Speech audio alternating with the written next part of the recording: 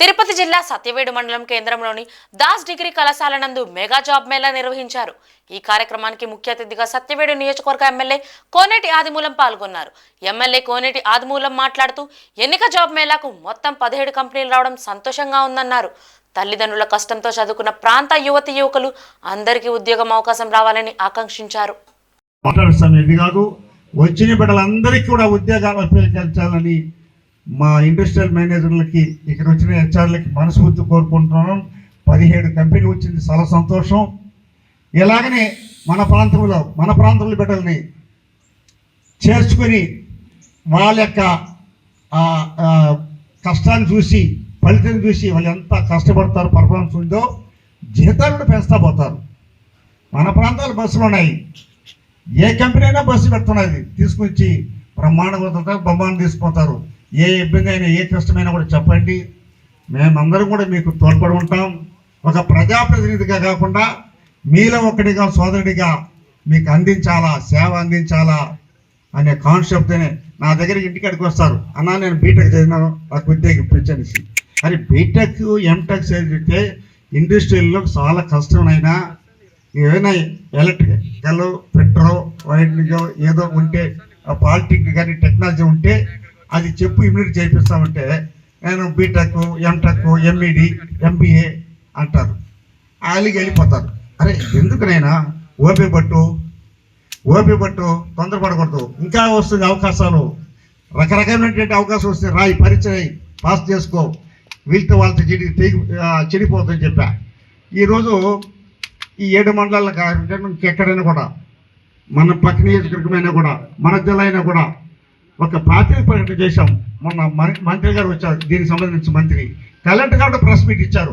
మీరు రావాలా, వచ్చి మన తల్లిదండ్రులు ఏ కష్టమైతే మిమ్మల్ని చదివించారో వారికి ఆ కుటుంబానికి ఆర్థిక సహాయం అందించడానికి మీరు మీ బిడ్డలు సుఖం ఉండాలని మనస్ఫూర్తి కోరుకుంటున్నాను.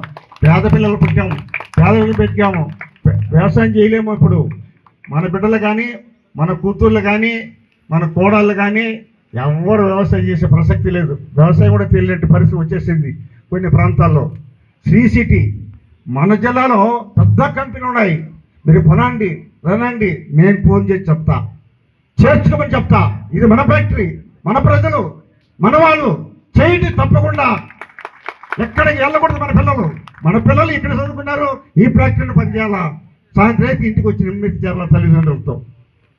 ఆ విధంగా ఉండాలని నా కోరిక. మీరందరూ కూడా రావడానికి కోరుకుంటూ, భగవంతుడు నాకు 2వసారి ఎమ్మెల్యేగా ఇచ్చాడు. మీరందరికీ కూడా ఆనందంగా సంతోషంగా మన గ్రామాల పుట్టి బిడ్డలంతా కూడా మీతో ఉన్నటువంటి స్నేహితులు కూడా దారి మళ్లించి వాడు చెడిపోకుండా వారిని మన లైన్లో తీసుకొచ్చి రారానైనా ఫ్యాక్టరీ పోదాం, చదువుకుంటాం, మన తల్లిదండ్రులు పేదవాళ్ళు కష్టపడి చదివించారు, వాళ్ళకి అంత అన్నం పెడతామని చెప్పి ఆలోచన ఉండాలా. ఎందుకు ముఖ్యమంత్రి ఎందుకు పెన్షన్ ఇస్తున్నాడు? తల్లిదండ్రులకు సరైన వసతులు లేకుండా 6,000 రూపాయల పెన్షన్, 15,000 రూపాయల పెన్షన్, కిడ్నీకి 15,000, క్యాన్సర్ అంటే 15,000, 4,000 రూపాయలు విడో పెన్షన్, వితంతు పెన్షన్ 4,000, చేనేతకు పెన్షన్ ఎందుకు ఇస్తున్నాడు? కొన్ని ప్రాంతాల్లో భోజనం కూడా లేని పరిస్థితుల్లో మనమిచ్చి ఆర్థిక సహాయం చేస్తాం, మనమిచ్చి వాళ్ళని కాపాడతాం, మనమిచ్చి మాటలు తీసుకుంటారు, మనమిచ్చే 10 రూపాయలు సహాయం చేస్తామని చెప్పి ఆలోచనని చెప్పిన మాట ప్రకారం ఆ రోజు చెప్పాడు. నేను వస్తే 4,000 ఇస్తా, 6,000 ఇస్తా, 15,000 ఇస్తా అని చెప్పారు. దాని ప్రకారం ఇచ్చాడు లేదని విషయం ఒకసారి మీరు గుర్తుంచుకోవాలా.